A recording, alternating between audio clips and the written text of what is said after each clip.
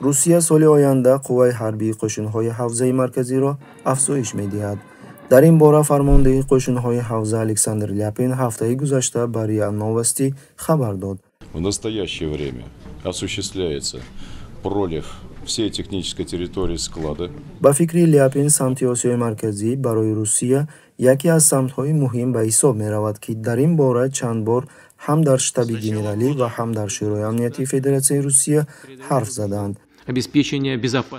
ляпин در جمع آمدی وزارت مدافع فدراسیون روسیه چنین خبر داد: وظیفه‌های اساسی آمادگی قشون‌ها در سال آینده مقرر گردیده است. افزایش صفت آمادگی فوری به 13% و آمادگی حربی به 26%. Перед нами стоит общая задача по защите наших рубежей. سبب این همه از روی بیانیه‌های حکومت روسیه چنین است: گویا با نام جنگاوران داعش که نقشه هجوم به منطقه را دارند چند سال است که در سرحد افغانستان و تاجیکستان جمع می‌آیند. با اندیشه متخصصان معلومات درباره جمع آمدن جنگاوران نامعلوم در سرحد افغانستان و تاجیکستان از حد زیاد مبالغه کرده شده است.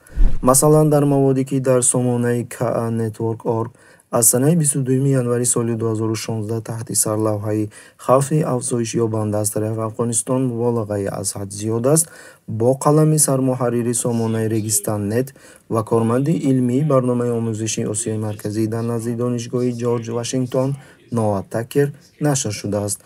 متخصص میگوید با عباره کوتاه به اندیشه من خوف افزایش یابنده از جانب افغانستان به حد اقل برای آسیای مرکزی جز مبالغه از حد زیاد چیزی دیگر نیست و از طرف خدمات مخصوص روسیه اینچنین از طرف حکومت‌های منطقوی و از طرف سرهای حرف زننده آنها استفاده شده است، زیرا این به سمت سیاسی موافق است و هر یکی از این گروه‌ها آن را برای خود مفید می‌داند.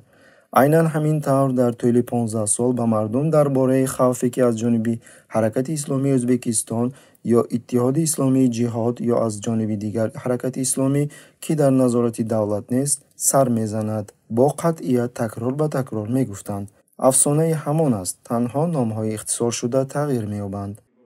Уже сосредоточено свыше 2000 боевиков для подготовки плацдарма для вторжения в регион Центральной Азии через Таджикистан и Туркменистан. Приоритетными целями игиловцев.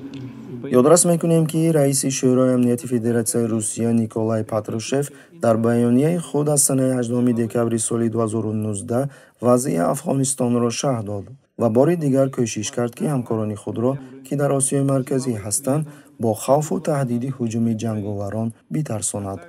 Иностранные граждане.